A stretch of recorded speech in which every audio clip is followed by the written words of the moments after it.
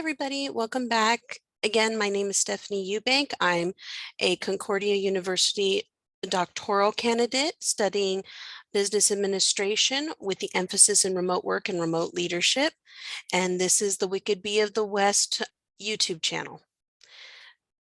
So yes, I'm giving an update now that they have finally lifted the flooding warnings and advisories and mandatory evacuations, at least for my specific area that's been affected by the recent California storms. So like everybody else here, we're working on fixing what damage. And though we haven't been hit as hard as other people have, there are a number of people who have been hit really hard. So in the bio, I'm going to link some information if you would like to reach out and donate to those who have been harmed by the recent storms throughout California, particularly here in the Central Valley.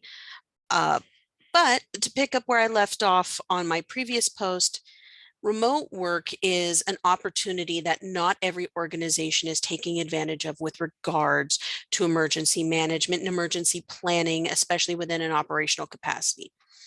For one, when you have organizations that are hit by natural disasters here in California, particularly where we have consistently fires and earthquakes, so flooding is a little strange to us.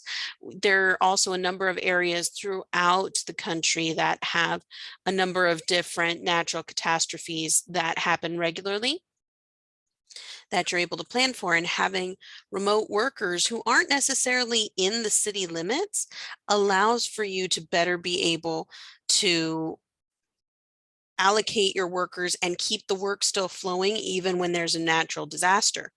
As I noted in my blog, which I'll also link in the bio of this video, while I was working at Bank of America, I learned, especially after 9/11, they put a lot of protocols in place so that there's corresponding departments on each side of the country as an effort to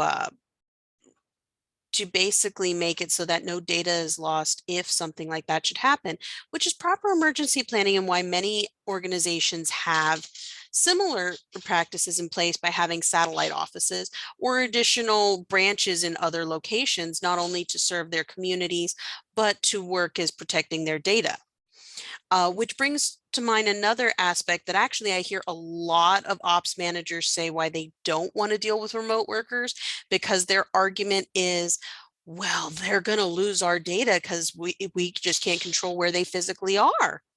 They take their work with them traveling. There are reasonable methodologies you can put in place to protect your data.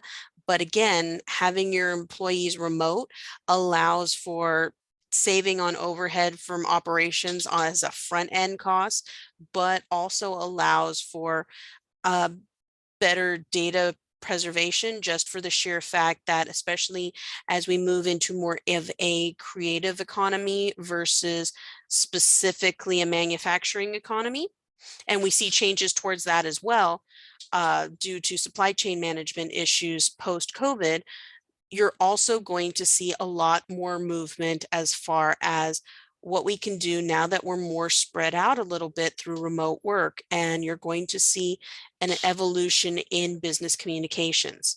You're also going to see an evolution in the type of leadership that needs to be promoted up. And especially within the capacity of remote work and emergency management, you're going to see a lot more planning put in place that is more effective towards these kind of natural disasters, making business and the world feel like nothing's happening anywhere, which is the idealistic aspect. Being able to have a natural disaster here in California, still be able to go to your bank in whatever state you're in and pull out your money, whether it's finance or tech center or whatever, you need to be able to access your services.